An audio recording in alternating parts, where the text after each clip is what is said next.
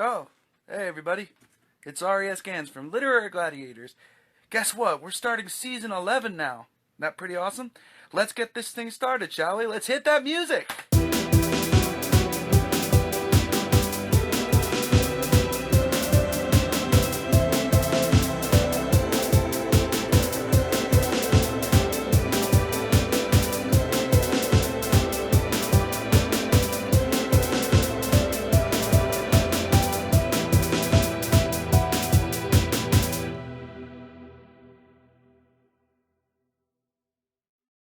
Hello and welcome to our 300th episode of Literary Gladiators, the show where we discuss and debate literature in all of its forms. If it's written work, it's game. Let's meet the panel. I'm curving. Already. We haven't even started and he's already moving away. No, I was curving. I'm Larry. I'm Jesi. I'm Tori. And I'm Josh. And quite something, we've made it this far. 300 episodes. Larry's been here since episode 9. Well, sort of. He's been partially in frame. He's been in the room for at least episode 9. Tori's been around since episode 138, and Jesi's been around since episode 169. And speaking of Jesi, today is Jesi's birthday. Happy birthday! Happy birthday. Thank you, everyone. I'm 21, I promise. Or 30, one of the two. We'll say 21. I don't know if the cake is going to say that much. And it doesn't matter. Yes. But, just cake. Yeah, we'll have the cake, the specially made cake, later. But I wrote some riddles Birthday to riddles? celebrate. Birthday riddles? 300th episode riddles. Oh, okay. And, I was going to say, not Jesi, riddles. because you're the birthday person, I get to embarrass myself. you get to go first. Wonderful. Okay, we're here for support. Thank you. Already. I appreciate it. We want Jesi to first Except for try Larry, and guess who's it already- herself, and then He's already if out. she takes too I am much not. time, I'm right here. here's your riddle, Jesi. What changes colors, wears leather to attract the deer, and is happiest when filled with wine? Me? You got it right away. You attract deer? I do. His deer behind the barn. Were you with us? You weren't with us. Oh, there's a baby Yes. deer behind the barn that really I likes know. my leather boots. Oh no, I was there for that. He is no Oh, baby. boy. He's our oldest resident as It's far as just very But he's small. little. he is He's little a wee too. little Bob. And he likes leather. How about Larry? Here's your riddle. Oh. You don't attract What deers. is hairy and gray like a schnauzer, lives in a swamp, and likes to read books about psychopaths that kill old ladies? I don't like these riddles. I liked mine. I'm What? filled with wine. Could you repeat the question? What is hairy and gray like a schnauzer, lives in a swamp, and likes to read books about psychopaths that kill old ladies? Oh, that would be me. I know what your answer is. Rules of 3 here, folks. Pretty kind. Now, Those were references. Some of them were the swamp references. You just have to watch our Many Moons episode. I like these. These And are clever. love you forever. And Tori, Uh-huh. this is yours. As food, it is white chocolate with a milk chocolate swirl. As an action, it can be warm and or tight. When you do it, it's preceded by throwing things. I guess the answer isn't you. You already stole my answer by just saying it's me. What? White chocolate with a milk chocolate. I think I've just seen an error code 404 pop up in my own brain. Could you please repeat that? That's what I said. Yeah, these are As- I heard riddles. full of As wine. I was like, this food, must be it me. is white chocolate with the milk chocolate swirl. As an action, it can be warm and or tight. When you do it, it is preceded by throwing things. I throw a lot of things.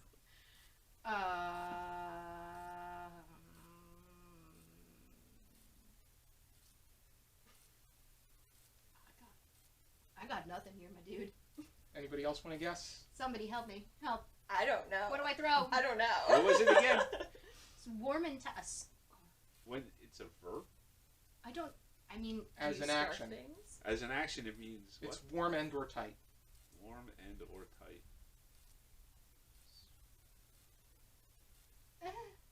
what? Cozy? And as I don't know. and as food, it is white chocolate with a milk chocolate swirl. Please. Dan's got it? Audience. You can Can I phone a friend? phone one. What do you Dan. think? Phone Dan. Dan. Is it a pie? No. You- I've never you thrown. pie. I will have to say, I've You wanna never know the answer? thrown a pie. Yeah. Yeah. It's a hug. Oh. Oh, I don't throw hugs though. How do you throw a hug? I'm sure The you first find a time way. the first time you gave me a hug, you threw your water bottle that you were holding in your hand.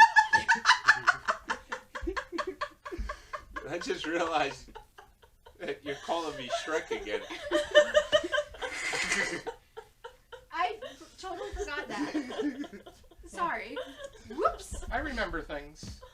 I Okay. remember things. That Put them wasn't into crazy. riddles. Alrighty, Wow. based off of popular demand, the three gladiators here have they put me in a corner and demanded that I put The Great Gatsby on the schedule for Yes, a we future did. season. We may have made a few threats. And so I decided that we were going to kick off season 11, our 300th episode, and Jesse's, however old she's right Her now. birthday. My It's just questionable her birthday. birthday. It doesn't matter. Her birthday. We're It's just discussing her The Great birthday.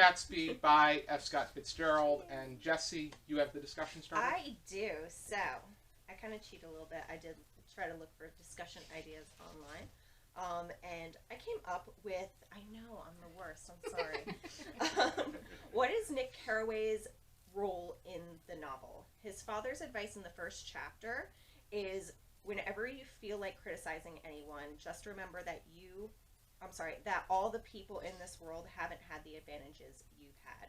Does telling the story from Nick's point of view make it more believable, or do you believe that the impact of the story would have been different if it were told by someone else? I think, if anything, that having the story told from Nick's point of view is beneficial because it gives us just it really allows Jay Gatsby to be the enigmatic character that he is and allow the Buchanans to be the scumbags that they are. Nick Carraway is by no means an everyman character. I think he is somewhat of a self-indulgent voice of reason who sees himself as being a voice of reason. But by putting the camera, so to speak, on his shoulders and having Yes. that limited narrative, it gives.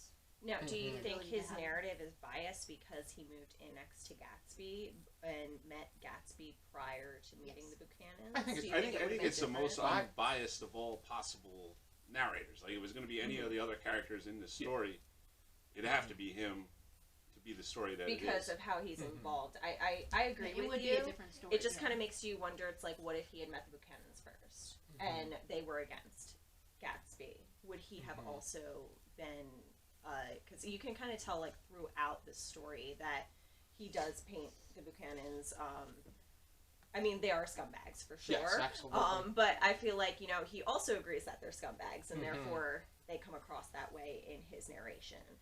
Would they have still come across as scumbags, or would Jay Gatsby come more across as, like, homewrecker in a sort of way? Yeah. Would he with have a more Daisy. negative But then lifestyle? again, it's just that Tom Buchanan, he had the affair first with Myrtle Wilson, and then Daisy decides to respond by having an affair of her own.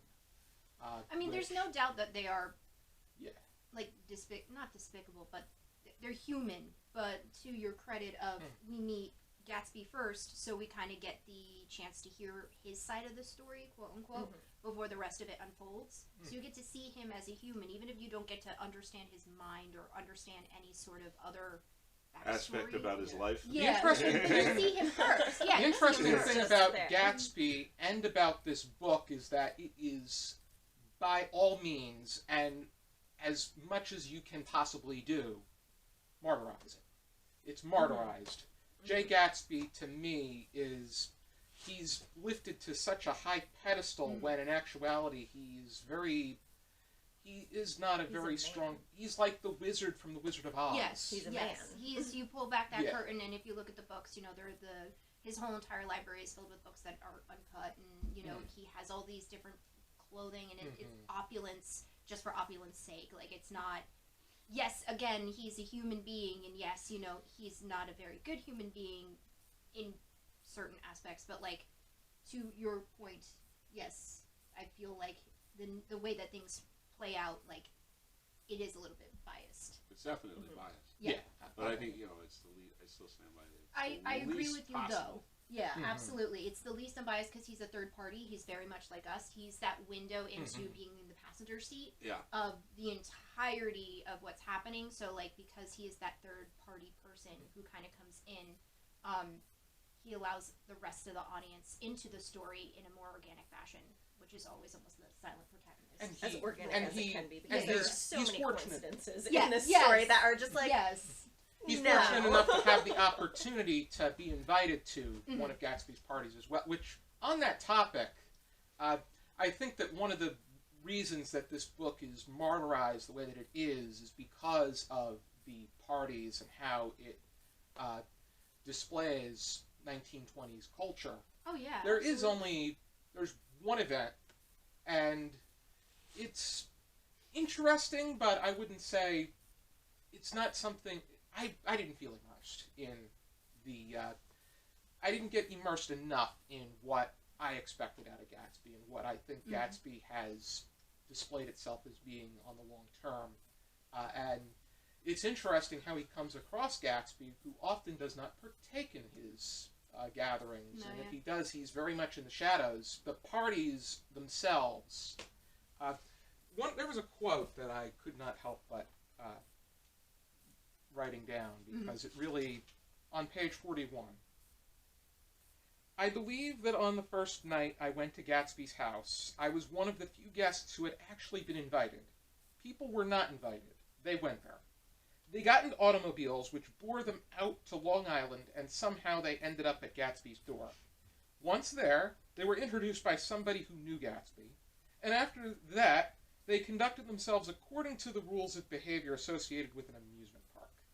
Sometimes they came and went without having met Gatsby at all. Came for the party with the simplicity of heart that was its own ticket of admission. Well, doesn't he, like, kind of say himself that he threw these parties to impress Daisy? Like, if he kept throwing parties, eventually word would get back to her, and she would be impressed, and she would show up, and he would finally get his chance with her again. And, like, that's what they were for. So whether he liked the parties or not, he didn't care. Daisy liked the parties, so it didn't matter if he were attending, as long as she eventually got word. That's what She would everything show was up. for. Everything was for Daisy. Everything. I His think don't sometimes entire existence. No, I don't. I don't like Daisy. I He like went her to warm Oxford. clothes, but that's it. Because he thought it would impress Daisy to go to Oxford. He did everything to impress Daisy, I think- and Yeah. she's still, like... At the heart of it, yes, it was to impress her, but in general, like, he's the type of person, everybody knows that type of person, who does all the grandiose things, and I think that's why the book sticks around and it's carried through and is such a popular book for, today, is because everybody wants that unobtainable dream of being the person who throws all the ragers and has all these crazy, ridiculous parties. Wants to be the cool person. Wants to be the cool person. Like, Ends up whatever being they the cool likes. person. Has the cars and the money and the adoring individuals, but when you look at it, when you part that veil, you see they're not content. They don't get what they want. They have all these people around, but they're extremely lonesome. So, like, They end up that dead in a story, they end up dead in the pool, may or may not because of mafia involvement, but we won't go there. But, like, maybe not that portion of it, but everybody else, that is such a wash, rinse, repeat of people trying to pie in the sky dream, and then seeing the human, the actual individual who obtained that, and seeing where he's kind of fallen, which is the whole green light. Which I think is Yada, why yada. they kind of make us read these stories in high school, is because in high school you have those cliques where everybody is trying so hard to be what everybody else will like, or even if you're not doing it to this extent that the whole school will like me. You're doing it to some extent because in high school, like, that's the kind of, like, mentality Materialistic. that we have. It's when your values are a bit more. You're starting to solidify Yeah. them. You're beginning to solidify them for the better, but still, the values are not as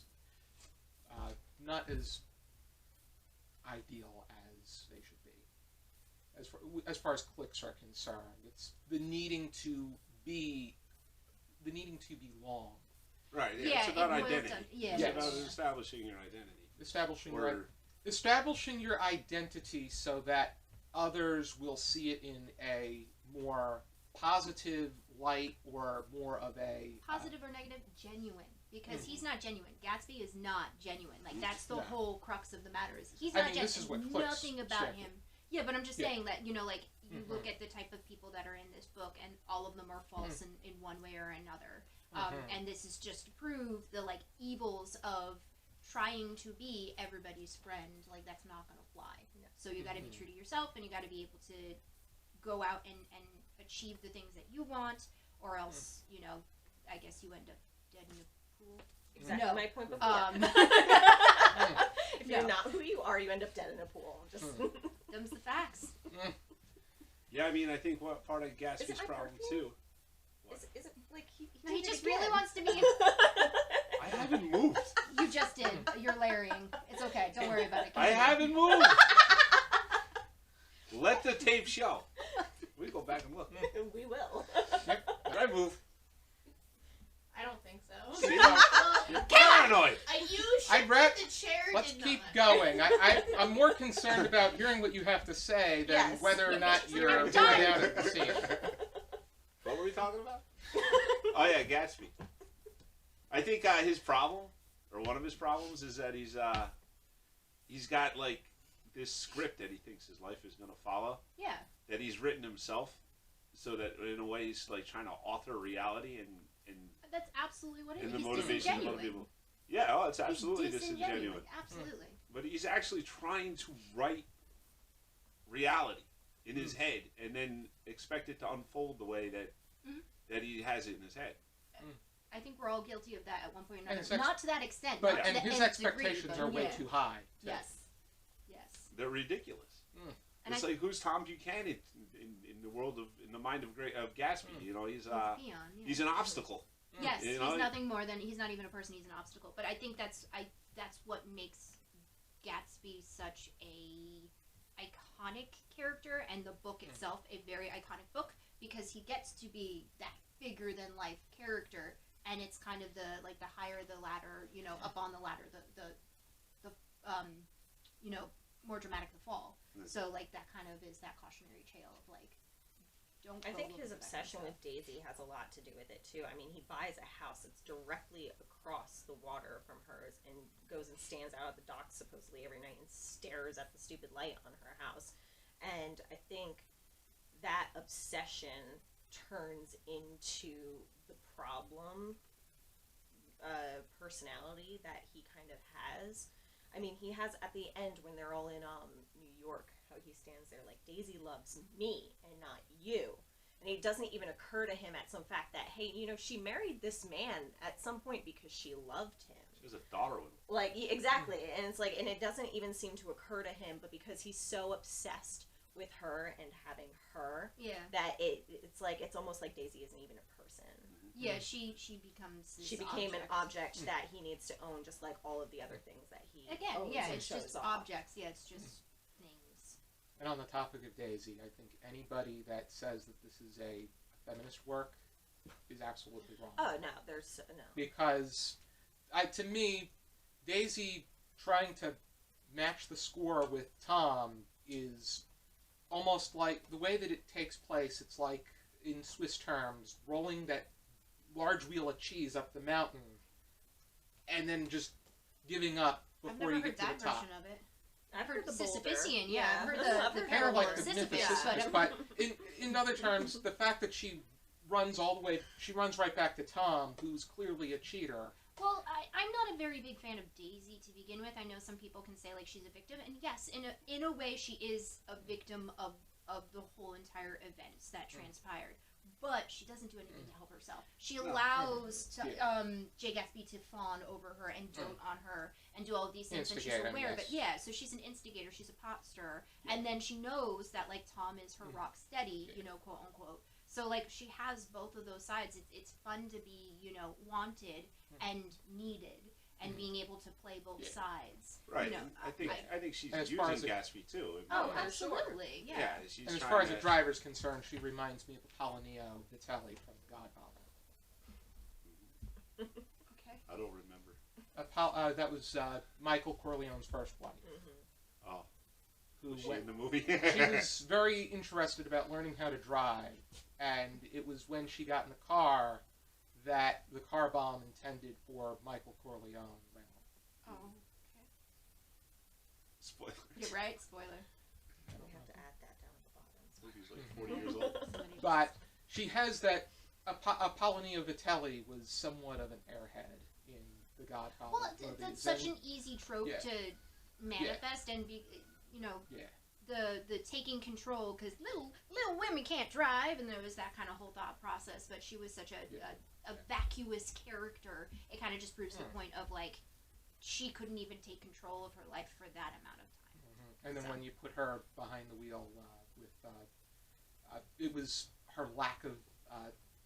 Do you think it was Well, lack, I mean, or do you think it was? I think some of it was intentional? intentional, but it doesn't really leave a good impression either. Question. To kind of, like, wasn't that around the time that women were, you know, marching for the right to vote and Yeah, everything? it's too? just So, it was like, like they around- were we still are getting Around that coming time, out- women they were still coming out as, like, independent people. often did Oh. not drive back then Yeah, either. but not even so much drive, but even going back to the fact that she didn't do anything about her bad situation. Well, Because she's she was a woman, well which off. is a second-class citizen in a sort of way. She's well off with her husband's money. I think she And kind of. it's like, well, I mean, I could have this love affair that would be so grand, but I can't leave him because I'll have no money. I'll have nowhere to go. What can I do? Like, so, like, just to kind of play, I don't like Daisy either. I think she should have done things a little differently, but And that's where in I a feel way, the like, you quickness have to the kind of mark. look at it from her position in that time period. She couldn't really do anything.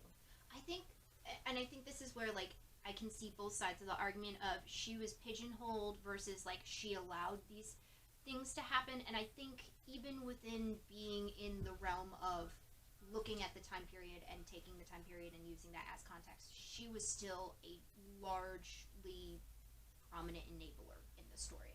Because I think even if you were somebody who in that time period, or in any time period, it can happen today, like, you still understand, like, don't lead people along. Like, You don't, but you can material also tell that specifically. she's really sad. I mean, she tells, I But can't everybody in the remember story who- is lonesome. I mean, everybody's lonesome, Yeah. but I mean, she goes, and I can't remember who she told it to, but I think it's one of her most favorite quotes in the book, which is, you know, the best thing a girl can be is a beautiful or a pretty little fool or something like that. And she's hoping her daughter will be stupid, so that way she'll never catch her husband cheating, and she'll be happy and ignorant to it. Because then at least she'll be happy. If she's smart, then she's not going to be happy. And it seems as though Daisy kind of blames herself. I'm too smart because I caught my husband cheating, and now I'm miserable, and now I have to go have this love affair, but I can't leave him, and all these But things she that didn't make have her. to. But that's the thing is She that didn't she have didn't to. have to be. She was smart enough to know better, and yet she did it anyway. So, like, that's where I stand. I on think it might have been more that she was smart enough to see what was happening, but not necessarily smart enough to prevent what happened. Like, you know, here, if you don't have somebody, like, so here you have Tom, who clearly doesn't love her. She is just a trophy wife. Like, it's Oh, just like, absolutely, this yeah. is to make everything look good, but I'm gonna go screw around with this random gas station girl. Like, whatever. So, he's not giving her any attention or any love. She doesn't like that. And she wants that so bad that she's going to get that from Gatsby. She might have not necessarily been leading him on as opposed to... Oh, no, she was full-fledged leading him on. Well, let me... Maybe not intentionally. Okay. She wanted that because here he's giving her the attention. I will give you everything to make you feel better and to make you happy. And when you have somebody who's supposed to be making you happy that doesn't, of course you're going to want that attention from somebody else because they're making you happy. So whether she did it intentionally or not, I can't say because they obviously don't go into that.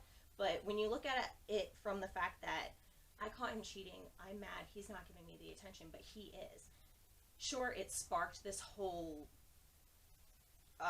slew, or what's that, snowball effect of all of this happening, and she still stayed with him. You can't really blame her. For Tom was cheating for how long? We don't know. How long, like, he even hit her a few times in the books. Like, she's not getting any love from this guy. Again, so here she's finally getting some attention and some love and, like, things that sound wonderful, but then it, like, clicks. Oh, no. I can't run away with this guy. Like, this no, is not an this actually is, like, happy oh, life. Yeah. no, like, this is bad. Like, and then, so it could have just been this wonderful fantasy that she wanted to live. I don't think it was necessarily something, like, intentional that she did. It's just, I mean, when a person is in a bad situation long enough and then they finally have a little taste of something that they want and so desperately longed for, I think it was more that she was grabbing at that because she wanted so badly to be happy. And then when it did click and she did realize, and I think her moment of realization was when Gatsby was in that New York apartment with everybody where he was like, no, she loves me, she wants to be with me.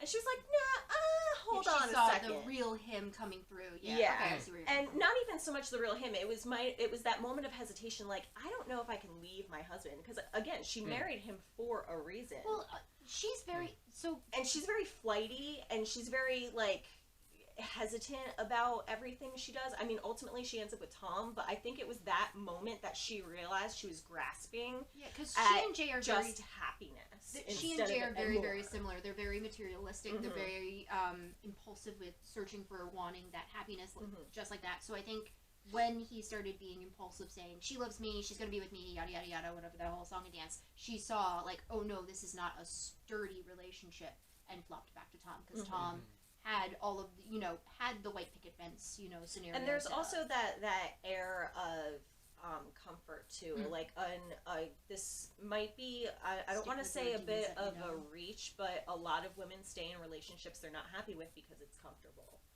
And so maybe that could be another reason why maybe she really did love Jay and she wanted to go with him, but she was like, you know what? I think she wasn't I'm infatuated with Jay because Jay was smitten with, like, was obsessed with her, but I think she realized, like, obsession is not the same as love and not support, and that's what kind of flopped her back. I think she could have handled it more smartly. I think she's smarter than she lets on in certain ways. So maybe it wasn't overtly malicious with the way that she, like, led him on, but she still led him on, and she still was kind of aware of the bad situation. I mean, my personal opinion, I wasn't a huge fan of Daisy's character. I don't think you're supposed to be a fan of Daisy, no matter what. But I just have to kind of play devil's advocate here, like, a little bit, because you do have, I mean, you hear about the situations all the time today about women being unhappy in toxic relationships, which, if you, like, the Buchanans have a pretty toxic relationship. I think it's mutual, too. I think in this day and age you can apply it to both genders. You can, exactly. So it's like, they're obviously in what modern day society would call a toxic relationship. But we're looking at it with the lens of the modern day. Yeah. Exactly. So it's like, you can't really blame her for what she did, even though what she did was wrong. And I think that's, like... I blame her I think, like, from the outside, you can blame her, but if, like, when you're in a situation where, like, you're driving unhappy, and you're learning how to drive and your, spouses, lovers across the road, Did she know Myrtle was? She might have seen her looking down, right? Was she in that car on the way up? Was she with, no, she wasn't in that car, right? I don't remember. Which car was she in on the way into the city? I think she knew. She wasn't with Tom. Yeah, I was gonna say, I think she knew. Like, with Tom. I know that, like, it's very obvious that Daisy knew he was cheating, but I couldn't pick up on whether or not she knew it was Myrtle or not. Like, I couldn't. Didn't say.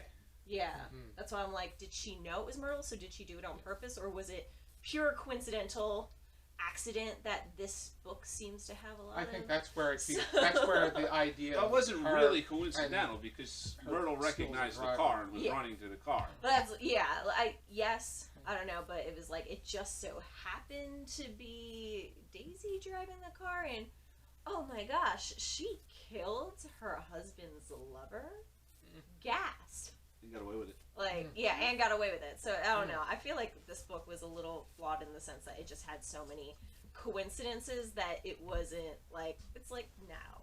It was. I think Like it was now. very It's flawed. a work of fiction, and it feels that way. Yeah. Yeah. I would go to the point that it is somewhat overrated too. For sure. So, do we have any other final thoughts? I think we basically hit everything. Yeah, We it beat to this death. one. Yeah, we beat Yes. this Already? one. Let's Yes, rate we it. have. 0 to 5 stars, half stars permitted. Larry? I like this story. I think that F. Scott Fitzgerald is a master of prose. Like, he can write unbelievably well. It flows like, water.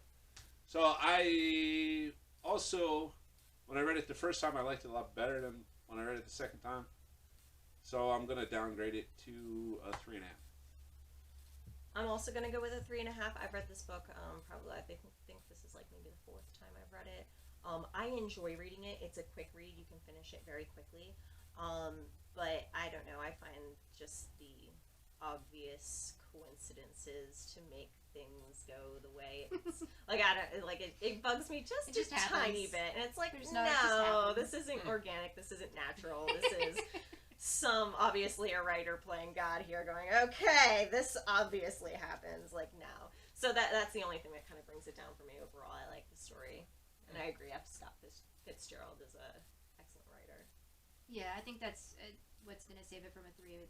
I'm making it a 3.5 is because it is masterful narrative. Like, it's a very well written story, but it's not a well constructed story, if you know what I mean. So there's room for improvement. There are lots of different characters with the way that they do things, but it is what it is. It's a 3.5 for me. I'm giving it a 3. And I swore that you guys were going to like it far more than I did. Because I thought it was overrated. I thought it was mediocre.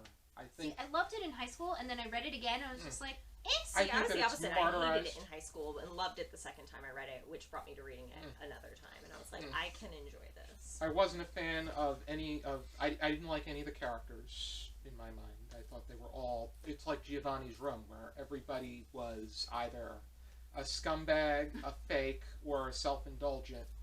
Yeah, they're all, I think it they're was all done very on, shallow. Yeah, Yeah, no, they are very upper shallow. class America. American too. but that's done on purpose to kind In of a way. it's Yeah, a it is a cautionary lampoon. But, and I think that it was... A high think- society. I think that it was a very on the surface piece. It failed to break the surface in my mind. I think that it could was... have done more, but it I know that this actually was it was initially a flop. It began to pick up a better reputation after World War II. And I do agree that Fitzgerald is a good writer. We went over The Curious Case of Benjamin Button back in season 5, and I enjoyed that. But I think that I'd like to read more of his works, but as far as this one is concerned, I thought that this was I thought it was just okay, mediocre. I think the best quote in this book is when they find the old guy in the library saying, I've been drunk for about a week now, and I thought it might sober me up a bit to sit in the library for a while. And that's like one of my favorite all-time literature lines. It just cracks me up. That is Like, could you imagine just finding an old man in the library? just kind of sitting there chilling. Lots of See books the to plenty of have. the books have been opened. Yeah, right? Gatsby. If you're interested in checking out the book, here is a copy of my version. Alrighty then. Before we wrap things up, I wanted to get What's yours something say? for Jesi for her birthday. Somehow I have a feeling. You didn't have to do that. Already, Jesi. Already, we want to wish you, Jesi, a very happy birthday. Thank you. Do we want to sing too? Happy birthday. Do you? Happy birthday to you. Happy birthday to you. Happy birthday, dear Jesi. Thank you. Happy birthday to you. Improvise candles because I don't want fire in the library. There we go. There's I a put lot of out paper here. the flame that only special people can see. Be sure to join us next time for another episode of Literary Gladiators. Hooray! Happy 300 episodes. Happy birthday, Jesi. And keep reading. And don't move out of shot. Don't move that shit. Goodbye.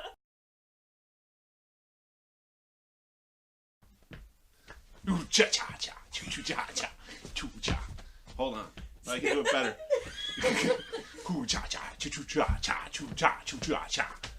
Almost. Brilliant. Nailed it. I wanted to do a still to create the thumbnail. This part's going to be edited out. You hold Okay. this. Do you want us Like out of this? here? No, not yet. Okay. This one we're going to do together. Should I put my notebooks down? I have signs for Thanks, each of dear. you. Oh, we have Okay. signs. Ooh, this is exciting. Yeah. I can't wait to show off my This kitty socks. is- Still very But you upset. got to hold them down Forgot my dress. until I tell you to lift them up. Oh no! This Don't hold look it down. at it. I'm so You hold yours concerned. down, Scared. Larry. Did you hand it to me? Am I holding it? correctly? Yes. And hold on. I was Let's just see. I was gonna say, make are sure. they allowed That's to? right. Okay. And that's right. Oh God, we have props. All ready? On the count of 3. 1, 2, 3. I don't know what's happening. I don't think you can see them. I'm just Hold on, laughing. I gotta Oh no. I just read Larry. think- I wanna like focus it on each of them. Oh no. I don't want to know what they say. Okay, go. Alright, go on. All ready? That's all we. Or What We're did gonna- I say? Aw, Larry's is thank the best. you. Can I move?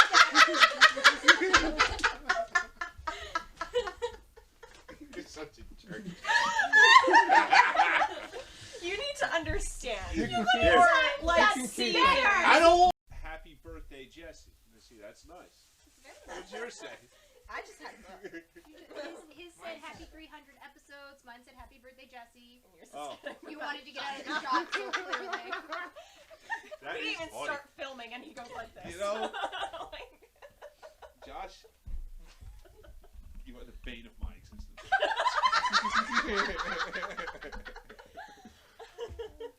Already, Jesse. Paul's okay. Oh, Everyone likes yay. Paul. Paul's cool. He's 40. Are we he's still like filming 43. or no? Oh yeah. Oh shit. We're still filming. Ta-da! Already.